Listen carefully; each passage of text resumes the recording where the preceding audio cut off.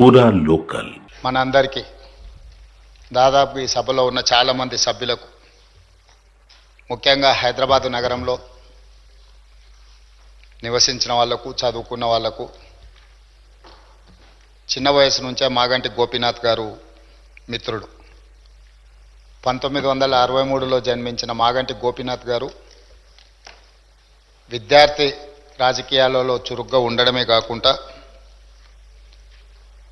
వారు 1983లో మొట్టమొదటిసారి ఎన్టీ రామారావు గారు ప్రారంభించిన తెలుగుదేశం పార్టీలో క్రియాశీలక సభ్యుడిగా చేరి ఆ పార్టీ తెలుగు యువత రాష్ట్ర అధ్యక్షుడిగా వారు దాదాపుగా 7 సంవత్సరాలు సేవలు అందించడం జరిగింది.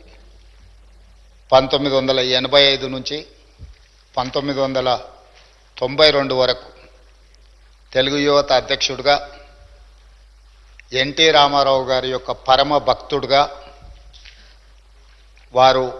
వారికి నమ్మకమైన విశ్వాసపాత్రుడైన ఒక బంటుగా ఎన్టీ రామారావు గారితోని మాగంటి గోపీనాథ్ గారికి సత్సంబంధాలు ఉండే.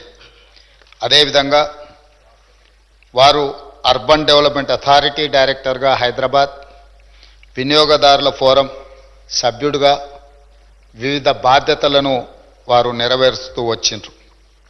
అదేవిధంగా వారు సినిమా రంగంలో నిర్మాతగా, విద్యార్థి రాజకీయ నాయకుడిగా, ప్రజాప్రతినిధిగా తెలుగుదేశం పార్టీలో ఎదిగి సినీ నిర్మాతగా కూడా వారు రాణించడం జరిగింది. అధ్యక్ష, పాత బస్తీ 1995లో సినిమా తీవడము, అదేవిధంగా రవణ 2000 సంవత్సరంలో నటశేఖర కృష్ణ గారిని హీరోగా పెట్టి వారు ఒక గొప్ప చిత్రాన్ని నిర్మించడం, భద్రాద్రి రాముడు 2004లో, నా స్టైలే వేరు 2009లో, ఇలాంటి తెలుగు సినిమాల నిర్మాతగా కూడా వారు రాణించడం జరిగింది.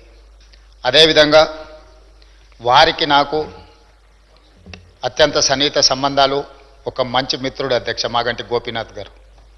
2014 సంవత్సరంలో నేను రెండవసారి శాసనసభ్యుడిగా, మాగంటి గోపీనాథ్ గారు మొట్టమొదటి శాసనసభ్యుడిగా ఈ సభలో మొట్టమొదటి తెలంగాణ రాష్ట్ర శాసనసభలో కలిసి పనిచేయడం జరిగింది. ఎన్నికల సమయంలో కానీ, ఎన్నికైన తర్వాత కానీ, వారు తర్వాత రాజకీయ విధానాలలో మార్పు వచ్చిన వ్యక్తిగతమైన మిత్రత్వము, అదేవిధంగా వారి యొక్క వ్యవహార శైలిలో ఎలాంటి మార్పు లేదు. ఒక మిత్రుడిగా 2014, 2018, 2023 3 సార్లు శాసనసభ్యుడిగా ఎన్నికై హ్యాట్రిక్ సాధించిన శాసనసభ్యులలో చాలా తక్కువ మందిలో మాగంటి గోపీనాథ్ గారు ఒకరు.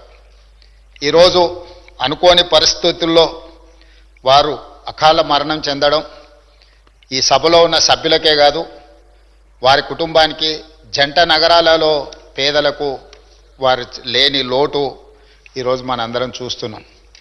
జూన్ 8న వారు మరణించడం జూబ్లీహిల్స్ నియోజకవర్గ ప్రజలకు తీరని లోటు, అదేవిధంగా వారి కుటుంబానికి, వారి సోదరుడు, వారి తల్లి, వారి భార్య, కుమార్తె, కుమారుడు, వాళ్ళ కుటుంబ సభ్యులకు ఒక తీరని లోటు.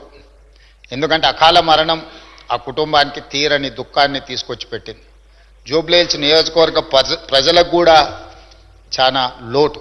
ఎందుకంటే సౌమ్యుడు, మితభాషి మాగంటి గోపి. వారు చాలా తక్కువ మాట్లాడతారు.